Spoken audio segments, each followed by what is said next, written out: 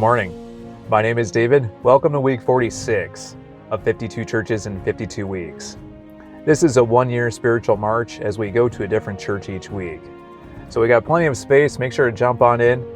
You can do so by liking and subscribing. That always helps out the channel. To begin this week, I want to say thank you to you as a viewer. The amount of comments, of messages, of church requests that I've received have been extremely humbling.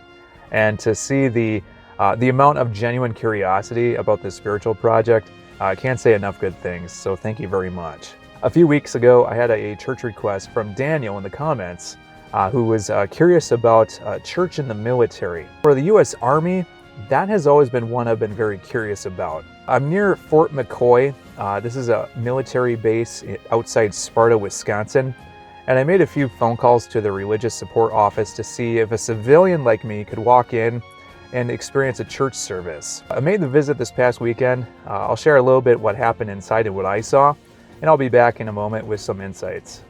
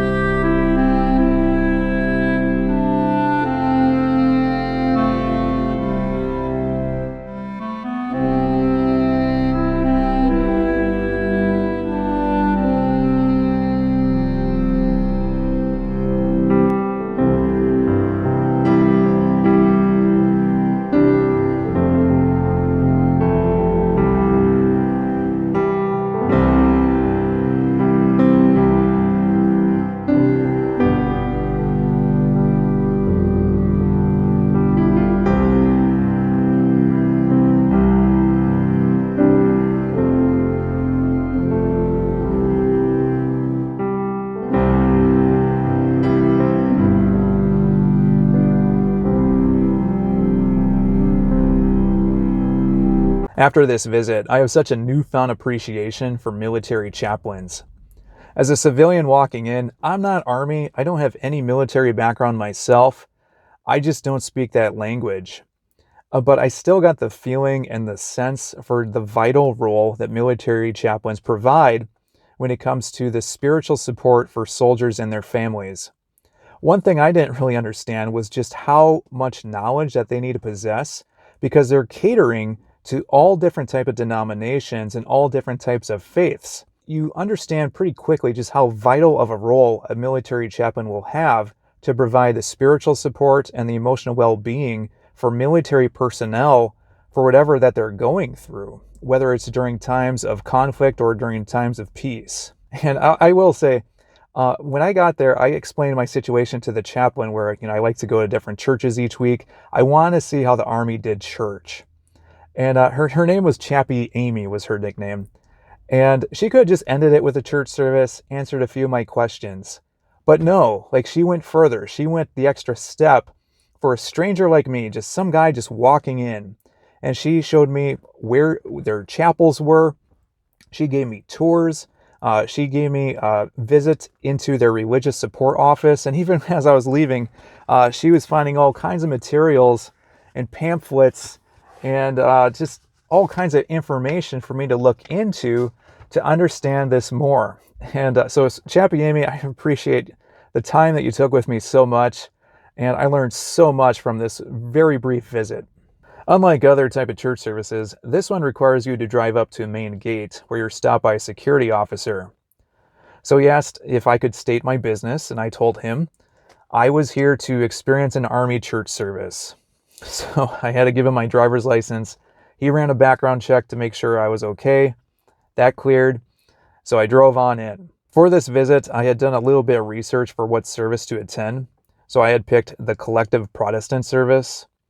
So they do have separate chapels, but I had learned online that they had recently moved that to a separate building just due to ease of convenience for some of the soldiers and warriors. So they could find it, so it'd be easier for them to go to the church service and then they could eat afterwards. So I got into this building, walked down these very long empty hallways, and found this huge room, very white, very plain. and there were about 24 seats or so that were set up. So I took a seat towards the front. The chaplain walked in and kind of got things started. And one thing I really appreciate about her is she made sure that she knew everyone's first name, and she would repeat it so she could remember it. So then, as we were all kind of like, I was a stranger, I was a visitor, she would make sure to state my name and then introduce me to someone else, and then I would say their name. So it was just this little mind trick, I think, to make sure that you knew everyone that was with you. Now, this is weird, but they were very proactive with donuts. So this is funny because I did a video when I did an Air Force Cadet Chapel. That one is currently closed, but I'll put the link up here. And that was the only other documented church visit I've ever made where they were also very proactive on getting you a donut. So make that what you want. I know other churches do coffee and donuts, but I've just never have seen that like with the military churches for that. So make that what you want. For the actual worship service, there wasn't a whole lot to it. We kicked things off with the song, "Bless the Lord, O my soul." We did not compare to another video that's on YouTube of the same song. I'm going to put that up here because in that video, you see these Marines just go all out for this song. Like if you watch it, they have a commander basically saying, "Marines, sing!" And then they're doing the hoorah and they're stomping their feet. It's something else to see. It was nothing like that here. But then we sang Amazing Grace, and then the chaplain gave a sermon on John 9 with Jesus healing the blind man since birth, and how the Pharisees are questioning the blind man. They're questioning his family. They're trying to figure out who Jesus is, like who is this guy? At the end, it's "I was blind, but now I see." So the chaplain kind of meshed a little bit of that story with those from casualties from war. With, you know, if you're blind, you're like that for the rest of your life. So she kind of combined that into what happens in war if someone has a serious injury or something. And so for Jesus to do this, to heal someone, spoke volumes for what happened then. For a church nerd, this was really neat. After service, the chaplain invited me to take a tour of their chapel buildings. And I was just like, sign me up. So she got in a vehicle with another soldier. I followed behind. And I didn't realize just how big this military installation was. The housing is all very basic, all very plain, all very neutral. All the buildings are the same color. So I never knew that, never having been on an army base before. So we got to the chapel buildings, and the first thing I noticed was they had this blank ammo canister.